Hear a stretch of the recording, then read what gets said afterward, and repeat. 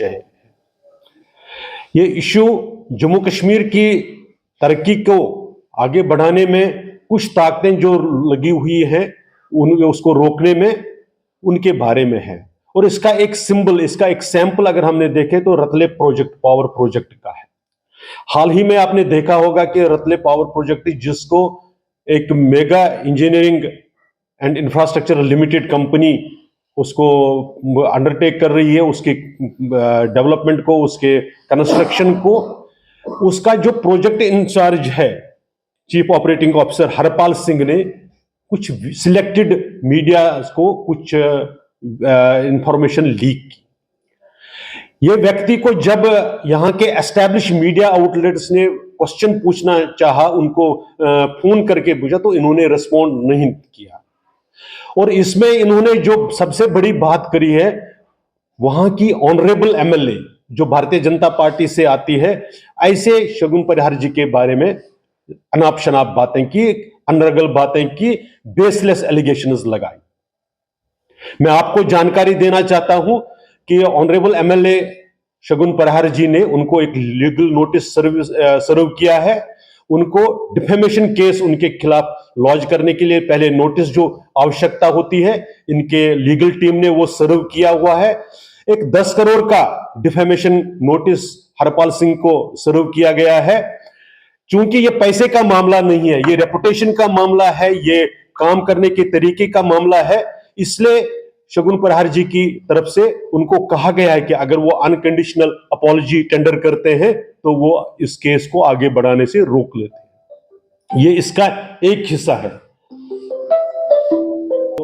इसमें ये एक हिस्सा है इसका। दूसरा हिस्सा, आखिर प्रोजेक्ट में प्रॉब्लम्स कहां है। शगुन परिहार जी या वहां के जो इलेक्टेड रिप्रेजेंटेटिव्स है, वो अपने कॉन्स्टिट्यूंसी के जो इलेक्टोरेट है, जो वहां के लोग हैं, उनके प्रति जवाबदेह है। अगर वहां के लोग इस इलेक्टेड रिप्रेजेंटेटिव के पास आते हैं, अपनी दुख दर्द कहानी सुनाते हैं, अपने प्रॉब्लम्स बताते हैं, तो क्या एमएलए साहब, ऑनरेबल एमएलए चुप बैठेंगे? क्या वो उनका निवारण नहीं करेंगे? वैसा ही हुआ जब वहां के लोग जिन्होंने, और ये पब्लिक डोमेन में अब आ चुका है कि इस कंपनी ने इलीगल एंटरटेनमेंट, लोगों की छटनी गलत तरीके से जो बताया जाता है किया है। एक और कुछ लोगों को जिनके बैकग्राउंड क्वेश्चनेबल है, जिनके बैकग्राउंड उसके भाई यहां तक कि उन पर एक्यूजेशन है कि वो टेररिस्ट्स के सपोर्टर्स में है। सच है झूठ है वो बाद में पता चलेगा, लेकिन ये एलिगेशंस तो है ना। तो आपको क्या लगता है कि इलेक्टेड रिप्रेजेंटेटिव वो भी जब वो भारतीय जनता पार्टी के साथ ताल्लुक रखते हो तो वो चुप बैठेंगे? और जब शगुन जी ने, जब एमएलए, ऑनरेबल एमएलए ने ये इश्यूज उठाने की कोशिश की, तो इंस्टेड ऑफ उसको जवाब देने के लिए, instead of addressing issues, Harpal Singh ji media में चले गए। आज पब्लिश्ड रिपोर्ट्स के आधार पर कह रहा हूं, हरपाल सिंह जी बिहेव करते हैं किसी पॉलिटिकल बैकग्राउंड में, उनके प्रेशर में या उनके कहने पर। ऐसा कहने में मैं गुरेज नहीं कर सकता हूं, क्योंकि ऐसे इंडिकेशंस है।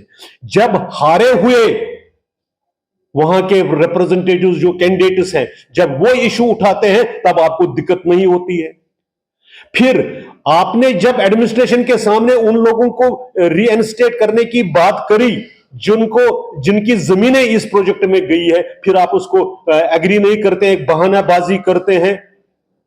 तो इस पर वहां का जो रिप्रेजेंटेटिव है वो निश्चित रूप से क्वेश्चन करेगा, आपके पास आएगा, आपको जवाब देना पड़ेगा। इस तरह से सिलेक्टेड मीडिया को नहीं, आपको आवाम को जवाब देना पड़ेगा। वास्तविकता क्या है? वास्तविकता यह बताई जा रही है, मैं फिर वहां से फीडबैक के आधार पर आपको कह रहा हूं कि यह प्रोजेक्ट अपने समय सीमा में पूरा नहीं होगा, ऐसा वहां के काम से पता चलता है।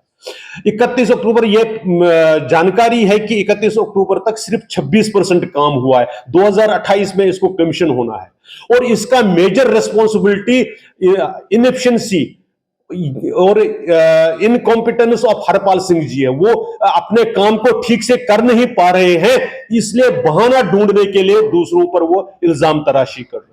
इसलिए वो दूसरों को दोष दें ताकि वो अपना एस्केप रूट ढूंढें।